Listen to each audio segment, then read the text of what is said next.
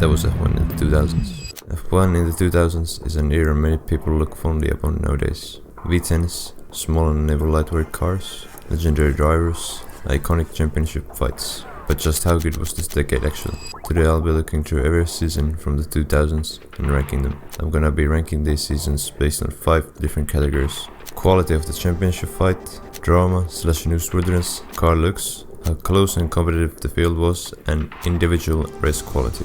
I'll be giving each of these categories a score out of 10 and adding all the scores together to get an overall score by which the seasons will be ranked. Okay, now that we got the explaining out of the way, let's begin with the first season of the century, the year 2000. Regardless of McLaren's domination on the front row, both drivers know Ferrari are competitive. Emotions are highly charged by Ferrari's 1-2 finish in the first race. The team finally seem ready to take on the mighty McLaren. The first 3 races, McLaren has a slight edge in pace, but ran into problems in all 3. So Ferrari and Michael Schumacher got claimed opening races with relative ease. At round 4 at Silverstone, McLaren struck back with a 1-2 with the win going to David Coulthard. Going to round 5 at Barcelona, Coulthard would be crashing down from his height quite literally, as he got into a plane crash a few days prior to the race, but survived with a few crack trips. This race was also a McLaren 1-2 with now Häkkinen taking victory. Round 6 at a wet Nürburgring would go to show clearly who were the main men of the championship, with Michael Schumacher taking victory 13 seconds ahead of Häkkinen, with both their teammates in 3rd and 4th more than a lap down. Round 7 at Monaco, Schumacher would be controlling the race from the beginning, but on lap 55. As something gives way, the German is forced to slow. Unfortunately, the car is doomed. The suspension broken through overheating caused by a cracked exhaust. I've benefited today from problems with Michael and with Jarno, but that's Monaco, and I've had I think my fair share of bad luck over the years, so I'm quite happy to take this win today. Round 8 at Canada, Ferrari claimed a 1-2 led by Schumacher, and with that McLaren struggling, they will increase their lead in both championships. Round 9 at the French Grand Prix, championship fight will go on to take a big turn. In the Ferrari camp, the engine is blown on Michael Schumacher's car. David Coulthard rounds off a superb drive to take victory for McLaren. Schumacher suddenly spins in a cloud of tyre smoke. Catastrophe for Ferrari at the first corner. A flawless drive from pole position to checkered flag. Mika Häkkinen turns into the last corner. The Finn reminds everyone why he's the reigning world champion. Straight into the barrier. It's Schumacher. It's Schumacher. Round 12 and 13, this time Schumacher would be able to finish, but only second to Häkkinen in both races. But at round 14 in Monza, Schumacher wouldn't disappoint Tifosi. The Tifosi dream is moments away from becoming reality as Schumacher completes the 53rd and final lap. He crosses the line first for the 6th time this season. At this stage, there were 3 races left, with now Häkkinen leading the championship by 2 points ahead of Schumacher. Round 15, F1 will return to Indianapolis after 40 years to a new infield circuit. The race will be won by Schumacher, with Häkkinen suffering an engine failure at the very crucial point of the season, giving Schumacher an 8-point lead with 2 races to go, meaning Häkkinen had to win at the next round in Japan to keep himself in the hunt. Oh my God! We did it! We did it!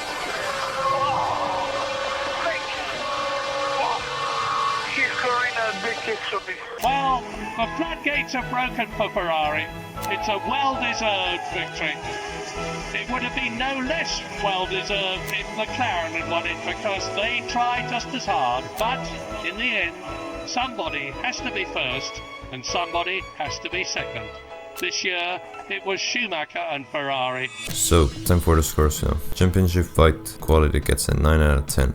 A classic Häkkinen vs Schumacher season, but couldn't give it a 10 because it didn't go all the way to the final race. Drama gets a 7.5. Many retirements for key players, but crashes and mechanical problems were much more common back then, so there are other dramatical moments, like the Schumacher and Häkkinen battle at Spa, the multi-car crash at Monza, and the man who innovated the track at Hockenheim. Car looks get a 7. The cars are pretty good looking design-wise, and many iconic levers still, like the Benson hedges, Jordan, and the orange arrows. Field competitiveness gets a 7.5. Points still went down to only top 6 this year, so not many teams could score points. Ferrari and McLaren were clear of the rest. Below them, top of the midfield were Williams, Jordan and Benetton, scoring regular points and sneaking podiums from time to time. Then the rest of the midfield like Jaguar, BR and Sauber were trying to sneak some points when the more competitive cars would retire.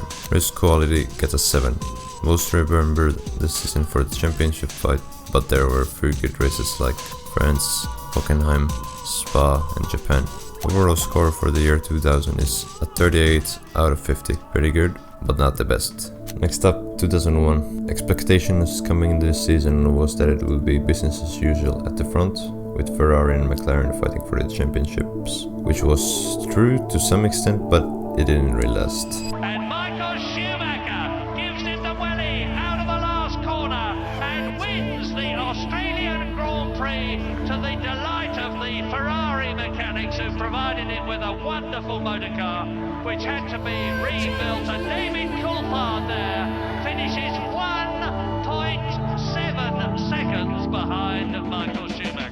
In the race, Häkkinen was challenging Schumacher, but on lap 25 suffered a suspension failure which sent him into a big shunt. After this accident, Häkkinen's luck didn't really improve, so it was his teammate David Coulthard who took a few victories early in the seasons that seemed to be in with a shot midway through the season, but ultimately his challenge didn't last either as McLaren's pace started drifting away, mixed with a few mechanical issues. It seemed clear from the start that the favorites for the championships were gonna be Michael Schumacher and Ferrari. At the Hungarian Grand Prix, they claimed both championships with 4 races to spare. So now scores for 2001. Championship fight quality gets a 3 out of 10. In the beginning there was hope that McLaren or Williams might challenge Ferrari and Schumacher, but at last the chance didn't get far enough to be considered serious. Drama gets a 5. Not a lot of drama in terms of the championship fight, but other stories such as the track marshal's death at the Australian Grand Prix due to flying debris from Ralf Schumacher's in Williams crash, Mika Häkkinen taking a sabbatical which he is yet to come back from, Kimi Räikkönen's debut and the controversy around his lack of car racing experience, then later on him replacing Häkkinen at McLaren. Car looks get a 7.5, slight improvement in terms of looks from the previous year and still some iconic livers. Field competitiveness gets a 6, there's still points for the top 6 only, and now that Williams was more established front-running team, points were harder to come by for the rest of the teams. Race quality gets a 7, this year included some pretty decent races like Brazil, Malaysia and Austria. Total score for 2001 is a 28.5 out of 50. Pretty boring season, at least in terms of the championship, but not many seasons in history have been as boring as the next one. Michael Schumacher has been far easier on his fans' nerves. He cruises across the line to win the Australian Grand Prix in last year's car. I think this picture shows everything that you need to know about this season. Schumacher and Ferrari being rock solid, finishing on the podium in every single race, so there's not much to talk about in terms of the championship fight because there never was one. Schumacher clinched the driver's title in the French Grand Prix with 6 races to spare in a 17 race season. Ferrari won the constructors 2 races later in Hungary again. So 4 scores. Championship fight gets a 1 for obvious reasons. Drama gets a 5. No drama in terms of the championship fight, but there was some other drama being sparked by Ferrari. Since Ferrari was so dominant this year, F1 felt they needed to make some rule changes for 2003, such as changing qualifying to 2-day, 1-lap shootouts, having to use the same engine for qualifying and the race, and having to do qualifying with their starting fuel. Also banning team orders and giving points down to 8. Car looks gets an 8, again a slight improvement from the previous year. Field competitiveness gets a 3. Ferrari, McLaren and Williams were taking most of the points, but it was still only for the top 6. Renault will battle a bit sometimes with the McLarens and steal some points, but others didn't really have any chances unless they got very lucky. Race quality gets a 3 as well, few okay races such as Australia, Silverstone and France, but not much else to talk about. So the total score for 2002 is a 20 out of 50, asserting itself as the worst season of the decade. Until 2003, one of the best of the decade, with many route changes and an actual title fight again. At the start of the season, it looked like it could be a continuation from the previous year, with Ferrari lining up 1-2 in their old car from 2002. The first 3 races for Ferrari went as straightforward though as the previous year. The F2002 maintains its dominance. At the end of lap 1, the Ferraris lead by nearly 6 seconds. Michael started on the wrong tyres, but he can scent victory and starts pushing Räikkönen, keeping the gap under a second. Memories of France 2002 are not far away. Michael tries to go around the outside. But Kimi is having none of it and forces him onto the grass. Michael's lost momentum, but it's irrelevant now. Kimi loses his lead for being 1 km/h over the pit lane speed limit. A drive-through penalty drops him to 8th. Now Michael leads, but it's all falling apart. The Ferrari is losing its barge boards. The rules stipulate that he must stop for safety check. Coulthard wins his 13th Grand Prix, his second in Melbourne. Side by side, Schumacher and David Coulthard, and a contact. Trulli and Schumacher make contact, and one of the that's Montoya has been hit as well. Martin, that's Trulli. Kimi Raikkonen, 23 years old, wins his first Grand Prix for McLaren. It's back-to-back victories for the McLaren Mercedes team. Schumacher's on. Michael Schumacher has crashed. Sorry, Louise, but as Martin spotted, Michael Schumacher's gone straight on. The stewards hand victory to Raikkonen, making it 3 wins in a row for McLaren. On lap 54, Fisichella was leading the race and had started lap 56 when the red flag was waved. Therefore, he was declared the winner and finally got his hands on the winner's trophy. Okay, so the first 3 real races were amazing for McLaren and not so amazing for Ferrari. Round 4 at Imola, Ferrari would strike back though. Michael Schumacher is coming through to take his first win of the 2003 Formula One season. There is only eyes for this one man. Michael Schumacher wins on the debut of the new Ferrari, his second Grand Prix victory in succession. It's all downhill for Michael Schumacher from here. Literally, he can coast to the finish, and he goes through to win an incredible Grand Prix in Austria. And the great escape has come true for Michael Schumacher. Kimi Raikkonen finishes second and maintains his World Championship lead. But in Monaco, a new championship contender will drive. And for the first time in 20 years, Williams wins at Monaco. Juan Montoya wins at Monaco. A memorable day for everybody in the Williams BMW team. Williams' mid-season challenge will begin from Montoya winning at Monaco, and then at the next round in Canada. They will finish second and third behind Schumacher. Round 9 at the Nürburgring, Raikkonen will get his first pole, but in the race Raikkonen has blown up. I don't believe it. Out front, looking for his second Grand Prix of the season. And Kimi Raikkonen is out of the Grand Prix. What a terrible luck for him. He wins the European Grand Prix, a German on German soil. It's a Williams 1-2, and they are really in the championship hunt. It's the second consecutive Williams 1-2, with Montoya following him home. But it doesn't stop Montoya from taking the triple. Pole position, fastest lap, and most importantly, victory at the German Grand Prix by more than a minute. Round 12 at Hockenheim, Montoya would get his big break with basically all of his competitors being wiped out during the start. Start. Ralph protects his line from Barrichello, and Raikkonen's in the mix as it all goes terribly wrong. 3 out of 5 championship contenders are out in the first corner. Then Montoya's only remaining rival Michael will suffer a puncture with 3 laps to go, and he will finish 7th. At the next round in Hungary, Kimmel will finish 2nd, Montoya 3rd and Schumacher on 8th. The scores after Hungary were 72 points to Schumacher, 71 to Montoya and 70 to the Raikkonen. At Monza it will be a straight fight between Montoya's Williams and Schumacher's Ferrari, with Schumacher taking victory ahead of Montoya, with Raikkonen clinging on the fort, still in the old 2002 McLaren. It's been the most exciting World Championship for many years, but Michael Schumacher has given himself one gigantic step closer to a record 6th world title. He just needs 1 point in Suzuka then, as he comes across the start-finish line to win the American Grand Prix. At the penultimate round at Indianapolis, Montoya's championship hopes will be sealed after not scoring points when he collided with Barrichello. Going into the final round in Suzuka, Raikkonen had to win with Michael not scoring, since Michael had a 9-point lead in the days of 10 points for a win. This historic moment when Michael Schumacher became the first 6-time World Formula One champion. Without a shadow of a doubt, it's the greatest achievement in the history of Formula One racing. In the end, he would incredibly finish only 2 points behind the 6 times champion in a year-old car. But what are the scores for 2003? Championship fight gets an 8.5. Not too many wheel-to-wheel situations between the title rivals. Not a lot of drama between them either, and it was kinda in the bag for Michael going into their final race. Drama gets an 8.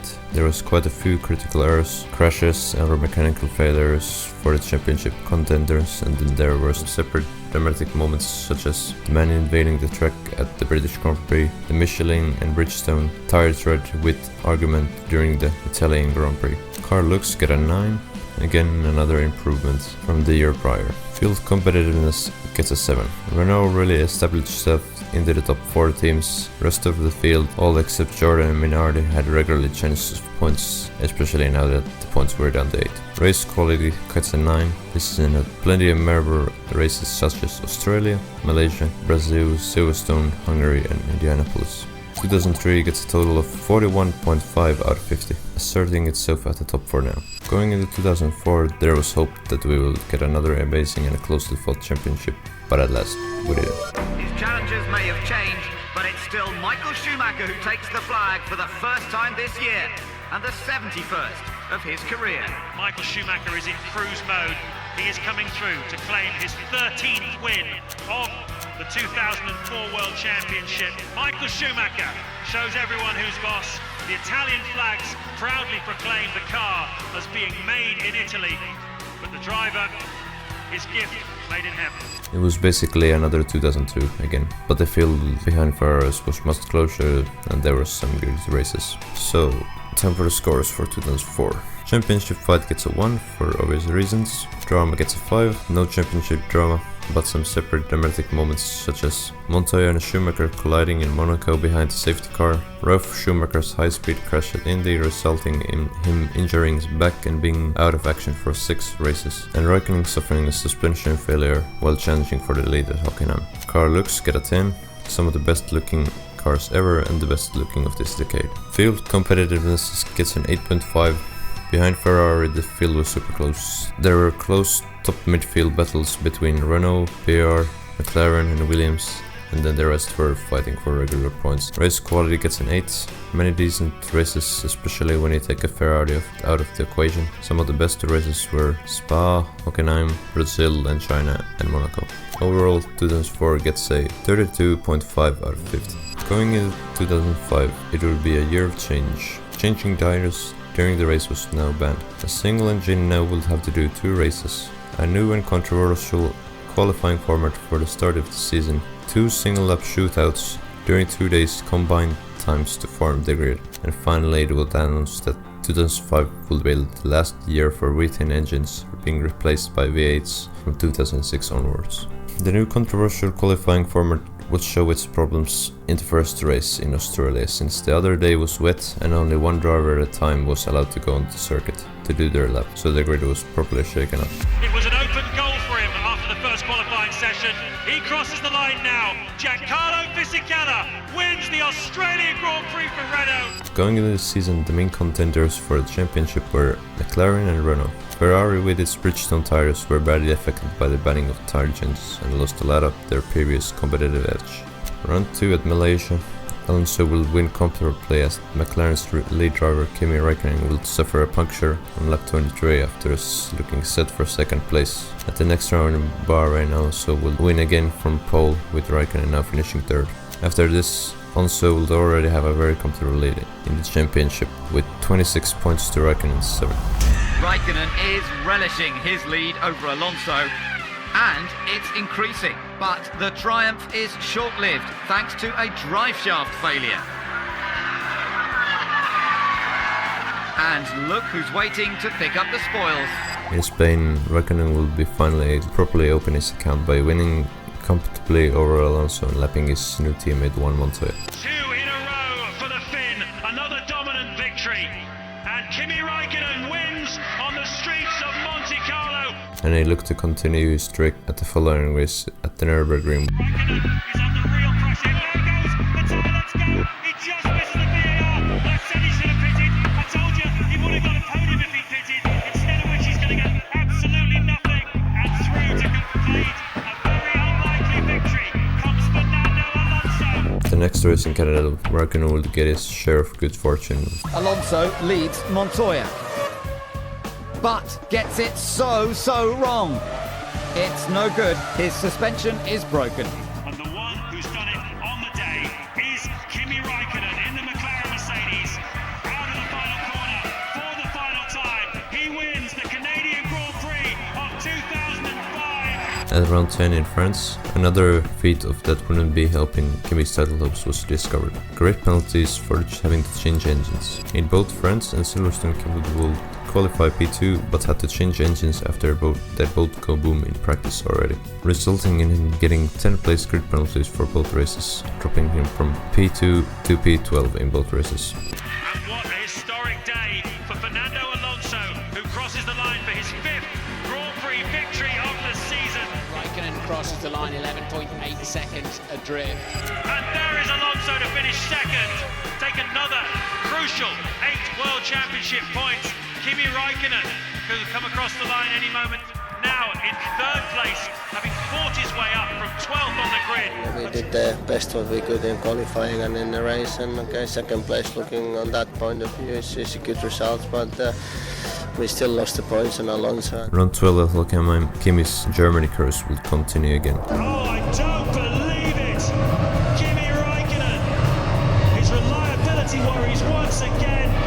He's the Iceman, he's not punching any steering wheels. He is just a picture of dejection and despondency because once again his car has let him down. In the next 2 races at Hungary and Turkey, Kimi will finally get a break. And making up very, very much for what happened last weekend at Hockenheim, Kimi Raikkonen takes victory in the Hungarian Grand Prix, his 4th win of the 2005 season, the 6th of his career.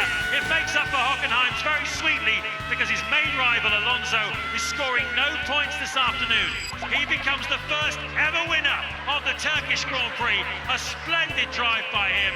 By the next round in Monza, it was clear Kimi had used up his luck and would get another 10th place grid drop at Monza after qualifying on pole, so had to start from P11. And Alonso finishes in 2nd place, 8 very useful points for him. Fisichella is 3rd with Raikkonen 4 seconds behind him in 4th place. That's heroic considering what Kimi Raikkonen has been through here this afternoon. So Raikkonen gets his 6th victory of this season. He equals Alonso, who's done the same number, and Mr. Reliable gets a step closer to becoming Mr. Youngest World Champion. Now with only 3 races remaining, Kimi's chances were looking very slim after all the problems he had suffered throughout the season. With Alonso on 111 points and Raikkonen 86, with only 30 points available. Fernando Alonso will cross the line to become the youngest ever Formula 1 World Champion. Well done, Fernando Alonso! Now there was only the constructors to fight for between McLaren and Renault. At the next round in Japan, most of the top runners were affected by rain in qualifying, with Alonso in P16, Raikkonen in 17th and Montoya in 18th. He's really left himself to be a sitting target now. He'll have to go defensive down the inside, he'll have to go tighter than that. Oh, and they nearly touched. Can Raikkonen sweep in? Yes! Brilliant! What a brilliant move! Side by side down the straight. Grand Prix racing at its absolute finest. And one of the most dramatic Grand Prix in living memory comes to a close with Kimi Raikkonen, the winner! Absolutely sensational performance.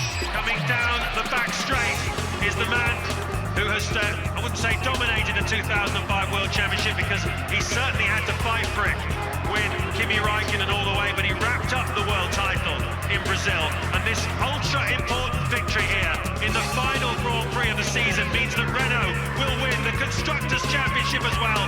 Fernando Alonso, number 7th victory of the season. At least the last season with Vitinez was in the Ferrari no contest season, but how does 2005 rate? Championship fight gets at 6.5. There weren't many battles between the main 2 contenders, and because Alonso will be crowned 2 races early. Drama gets a 9, starting with the controversial rule changes and some separate incidents such as the 2005 US Grand Prix, plus the obvious championship dramas of the McLaren Mercedes engines failing at nearly every other race, either in practice or the race. Car looks get a 10, still the cars were just about as good looking as in 2004. Field competitiveness gets an 8. Not many races were won with massive gaps, as some were in the past years. A relatively close field with McLaren and Renault being the class of the field.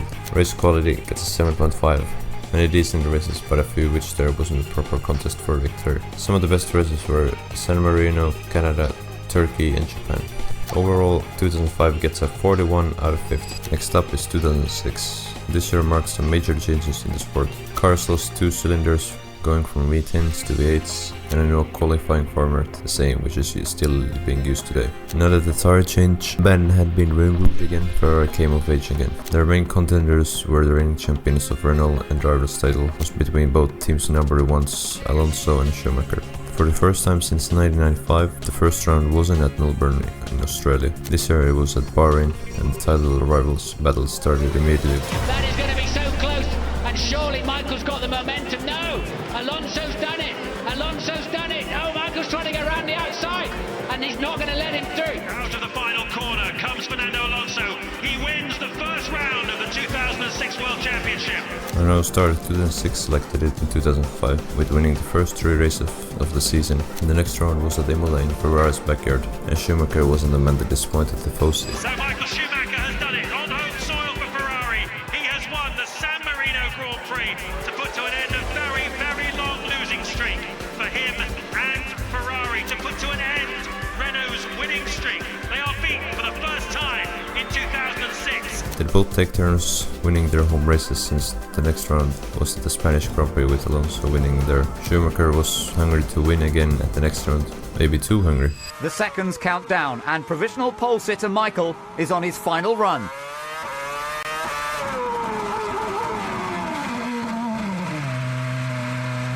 The waved yellow flags ensure Alonso has no chance of setting pole position. Schumacher tried to paid it as a mistake, but the public nor the FIA were buying it, so he was demoted to the back of the grid, but opted to start from the pit lane. Fernando Alonso wins in Monte Carlo for his first time. Michael Schumacher, damage limitation, 5th from the pit lane. Alonso would continue his streak for the next 2 races, with this time Schumacher accepting the finish second in both races. Schumacher's fortunes will turn around again at one of his most successful circuits in the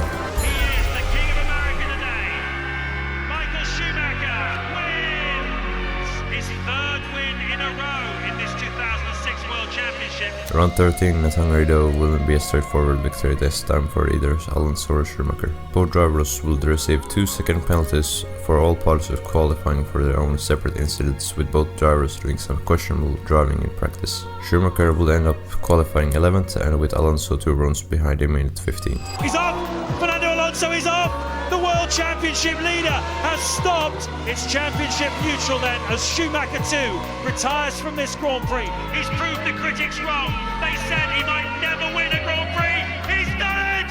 Jenson Button wins the Hungarian Grand Prix. Get in there! At the next round in Turkey, Alonso will just finish ahead of Schumacher in second, with Schumacher's teammate Massa taking his first win. At Monza, during the race, the Tifosi had plenty of reason to cheer, with Alonso retiring with engine failure and Schumacher winning. But the cheers will die down when the post-race press conference will start, with Schumacher announcing that he'll be retiring from the sport by the end of the season, and the man sitting next to him in the conference, Kimi Raikkonen, will take his place at Ferrari the following year. Going into the final 3 rounds, Schumacher was determined to go out on a high, and it started to look like that it could actually happen. What an absolutely phenomenal drive by Michael Schumacher. He was helped by mistakes by the Renault team, but it's given him the victory that gives him the lead in the World Championship. At the penultimate round in Japan, it looked like he was on his way to his 92nd victory and placing his other hand on the title already, but it wasn't to be. And that is Schumacher out of the race, and it's all over for Michael Schumacher. The only way for Michael to win the title was to win in Brazil and hope Alonso wouldn't score, but this wasn't to be either. Here comes Alonso, a new world champion.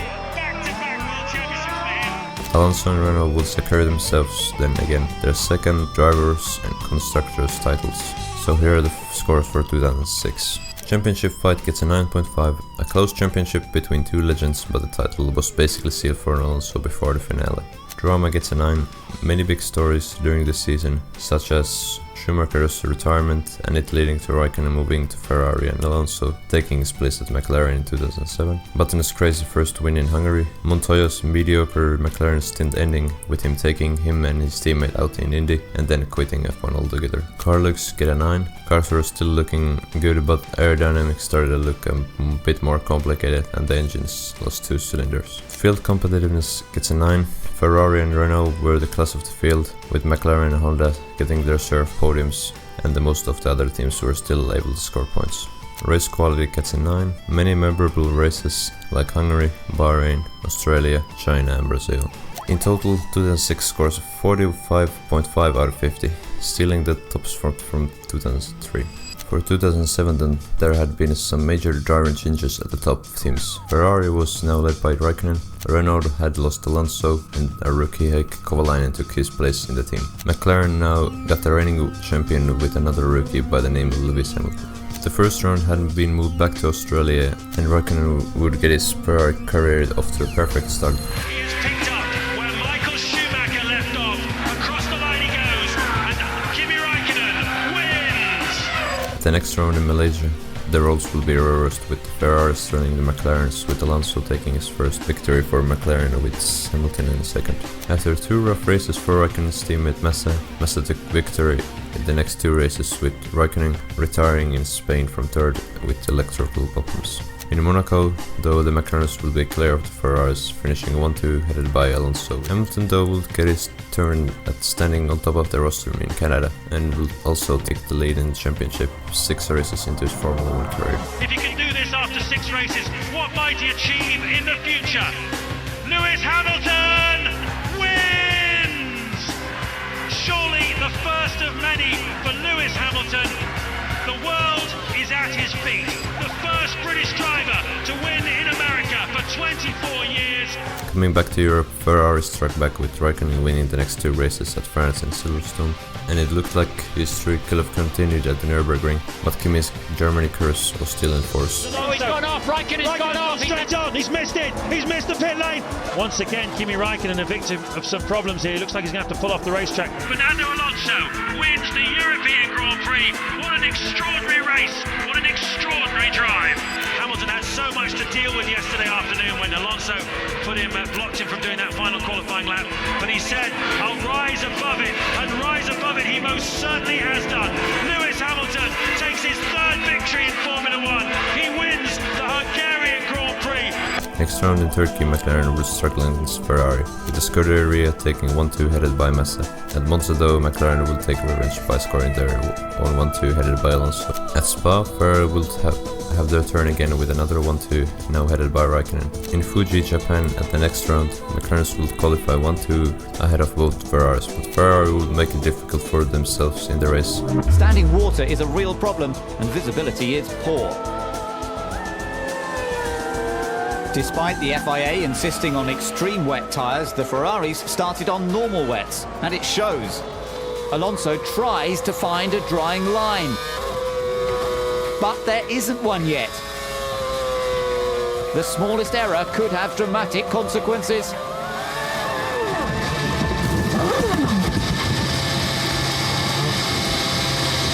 It's Hamilton who weathers the storm and wins the race.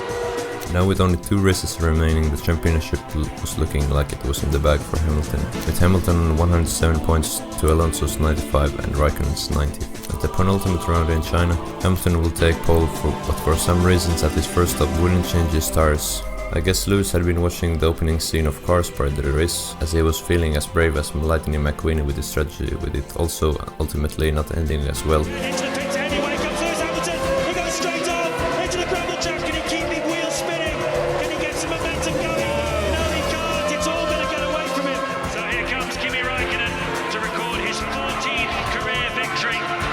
His 4th, his 5th of this season, and a very important one that takes him through with the World Championship fight to Brazil in 2 weeks' time. Hamilton will qualify second, and all he needed to do is keep calm and stick with his teammate. But on lap 7, Hamilton will suffer a hydraulic glitch, dropping him to P15. This was good news for Ferrari, as Massa allowed his teammate to take the lead. He is going to be world champion. Kimi Raikkonen wins the Brazilian Grand Prix. 2007 was truly a spectacular and a very dramatic year, but what are the scores for it? The championship fight gets a 10, a three-way fight right to the end, with Raikkonen beating both McLarens by just 1 point. Drama gets a 10 also, one of the most dramatic years in F1 history, with the Spygate scandal involving both McLaren and Ferrari, alongside with their closely fought championship battle on track. Car looks get an 8, declining more from 2006 with more complicated looking aerodynamics, downgrading the looks slightly in my opinion. Field competitiveness gets a 7, Ferrari and McLaren were the crux of the field, with BMW, Sauber and Renault capturing the rest of the points normally. Race quality gets a 7, not many amazing individual races but some decent ones like Canada, Germany and Japan. In total, 2007 scores a 42 out of 50, just edging ahead of 2003. Going into 2008, things between McLaren and Ferrari felt more stable as Alonso had left McLaren to join Renault again, and he was replaced at McLaren by his 2007 Renault replacement Heikki Kovalainen. The season will start again in Australia with Lewis Hamilton taking a victory, with both Ferraris not finishing. Well, here comes Kimi Raikkonen, the 28-year-old, the reigning world champion, to take his 16th career victory to equal the great Sterling Martin, the all-time records. But here he has opened his account in the strongest possible way in the third Grand Prix of the year. Felipe Massa again wins in Bahrain. He has owned this place this weekend. Pole position translates into victory for Kimi Raikkonen, his second win of the year. He extends his championship lead, his third in a row here at Istanbul Park. Felipe Massa wins the Turkish Grand Prix, his second victory of 2008, to get himself into the championship battle now. At this point of the season, the Ferrari was looking like the stronger package, and it would look like that in Monaco qualifying too, as they locked out the front row. But both drivers will have their own problems in their race at the reigning principality. Oh, and Massa's got it too deep. He can survive that one, but he's got to get on with it. And Kubica will be appearing anytime soon. Robert Kubica is up into the lead. Massa has made a mistake at Sandevok. Oh, Raikkonen's hit it. Raikkonen's braked, locked his brakes, gone straight into the back, and that's exactly what we said he didn't need to do. And that's cost him dearly. And Lewis Hamilton wins the Monaco Grand Prix. After this race, the championship was looking like a close three-way fight, but in Canada another contender will emerge. Robert Kubica wins in Canada. He takes the lead in the Drivers' World Championship, and a star is well and truly born. At the next round in France, Raikkonen looked to be back on form as he qualified on pole and controlled the race. But halfway through the race, one of his exhaust pipes broke, causing him to lose power, but would go on to finish still second behind Massa.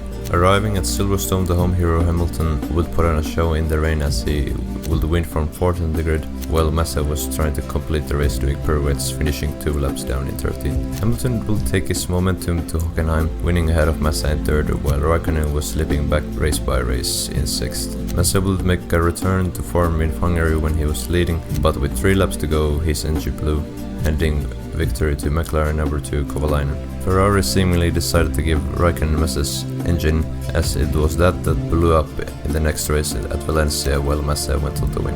Raikkonen finally seemed to be back on form at his favorite circuit in Spa.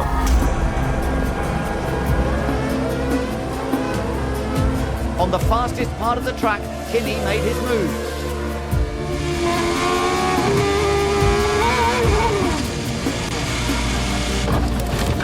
His car and championship were in tatters. While Hamilton would go on to win until he didn't, as he was handed a 25-second penalty for cutting the final corner as he was battling with Raikkonen. This penalty handed Massa the victory and Hamilton was dropped down to dirt. At Monza, all the championship contenders will struggle in the wet, as the former backmarker team Minardi, renamed Toro Rosso, went on to take a dominant victory with Sebastian Vettel. 2 weeks later, F1 will drive at a new venue in Singapore, which will be the first ever night race. In the race, Massa led Hamilton and Raikkonen from the start, but on lap 15... Oh, big crash! That's Nelson Piquet. Oh no! That's a big mistake. Massa's gone. Not for the first time. Ferrari's lighting system and their release. He's taken the hose with him as well, I think. And that is the race leader, Felipe Massa, who has made a catastrophic mistake. Fernando Alonso coming through to take the checkered flag and claim a very, very well-deserved victory in Formula One's first ever night race. At The next race in Fuji, Alonso will incredibly win again, this time legitimately though, as Massa and Hamilton collided and took both of them out of the contention for the win. At the penultimate race in China there'd be no dramas, with Hamilton winning ahead of Massa. Going into the finale, Hamilton will lead the championship with 94 points to Massa's 87. At Brazil in the rain, Massa will control and win the race and the championship for about 30 seconds. Is that clock going slowly? It is, it's clock! Oh my goodness me! Hamilton's back in position again! 100,000 local hearts sink in the grandstands. It's handed the place back to Hamilton. He comes through, and if I'm absolutely right, I'm sure that he is going to claim 5th place, which is all he needs to do to become the 2008 Formula One World Champion, Lewis Hamilton. Like 2007, 2008 will be a year full of drama with an extremely closely fought championship going right down to the wire. But how does 2008 rank against the previous 2 years? The championship fight gets a 10, a fight right to the end, again being decided by the difference of 1 point. Drama gets a 9, no Spygate this time, but there was another gate in Singapore by the name of Crashgate. Other dramas and big stories included the conspiracy of Ferrari sabotaging Raikkonen, changing his car's suspension against his will in the middle of the season, which caused his performances to plummet. This combined with the rumors of Alonso replacing him with Ferrari. Car looks gets a 6. Cars were becoming uglier by the year. Field competitiveness gets an 8. Ferrari and McLaren class of the field as usual, with BMW, Renault and Toyota sneaking some podiums and scoring good points. New team Force India, the only known scorers alongside with Subaru Agri, which folded midway through the season. Race quality gets a 9, many good races like Silverstone, Japan, Monaco and Canada. Overall 2008 scores 42 out of 50, tied with 2007. So onto the final year of the decade, 2009. This year the pack was shook up by the new regulations. Cars look completely different to 2008 and there were many changes, like the bigger front and rear wings, the curse system being a possibility to have in the cars, and a return to slick tires after 12 years. The competitive order had been rattled also, with Braun GP, which previously was Honda, the favorites with a new controversial double diffuser in their car. Also one team which had made a big step was Red Bull, with the Adrian Newey design machine. And Ferrari and McLaren had fallen down the field, not being as competitive off the blocks as previously. Jenson Button's a winner again. Braun GP are winners on their first race appearance, and not only that, it's a 1-2 finish. The next round, Malaysia brought back its monsoon weather and the race had to be stopped prematurely, but Button claimed victory there also. Round 3 at China was again rain-affected, but it was Red Bull this time who took their first victory with Sebastian Vettel. After this, Button will go on to win the next 4 races, establishing himself a comfortable championship lead with a 26-point gap to teammate Barrichello in second. Round 8 at Silverstone, Button will struggle with Red Bull scoring themselves another 1-2 led by Vettel. The same will go at the next race in Nürburgring, this time led by Mark Webber, taking his first win. Round 11 at Valencia, Button's teammate Barrichello will get his turn-tasty victory for the first time since 2004 with Ferrari. Button's struggles will continue still at the next round in Spa when he got tangled up with Roman Grosjean on the first lap, leading to them both crashing out of the race. At the next round in Monza though, he'd finally finish again on the podium. In Singapore, both Brauns will finish behind Vettel in 5th and 6th. The Braun GP car was being left behind in the development race as the team was tight on money, having just been rescued after Honda left F1 at the end of 2008. But there were only 3 races left and they had built such a gap in the beginning of the season, so they just had to hang on.